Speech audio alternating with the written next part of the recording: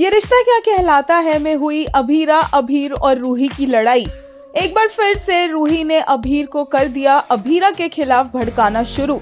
आने वाले एपिसोड्स में देखने को मिलेगा कि अभीर घर में आ चुका है और आते ही वो पहला सवाल अभीरा से ये करता है कि मम्मा की डेथ कैसे हुई।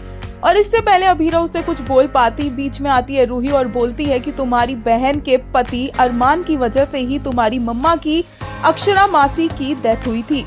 ये सुनकर अभीर आग बबूला हो जाता है और अभीरा की एक बात भी नहीं सुनता है कि सिचुएशन क्या थी, क्या कैसे हुआ था। और रूही एक के ऊपर से एक भड़काती रहती है अभीर को। अभीर अभीरा से बोलता है कि तुम कैसी बेटी हो जो तूने अपने मम्मा के कातिल से ही शादी कर ली। रूही बोलती है कि ये अभीरा और अरमान कभी सोचते भी है किसी और के बारे में, ये सिर्फ अपने बारे में ही सोचते हैं। और इस अभीरा ने तो अपनी मम्मा की डेथ के एकदम बाद ही अरमान से शादी कर ली थी, ये क्या सोचती।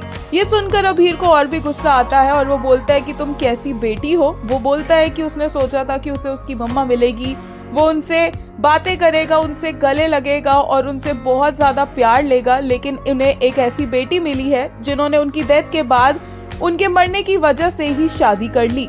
यहाँ पर अभीरा रूही को चुप करवाने की कोशिश करती है और उसे बोलती है कि वो गलत बात अभीर को ना बताए। और रूही भी चिल्लाने लग जाती है अभीरा के ऊपर। इसके ऊपर से रूही अभीर को बोलती है कि अगर उसे अपनी मम्मा की डेथ के लिए इतना बुरा लग रहा है तो फिर वो बिल्कुल ठीक है, क्योंकि उसकी मम्मा की डेथ अभीर की मम्मा की वजह से हुई थी। उसकी माताश्री भी आज इस दुनिया में नहीं है और इसीलिए वो अभीर और अभीरा को भी पसंद नहीं करती है।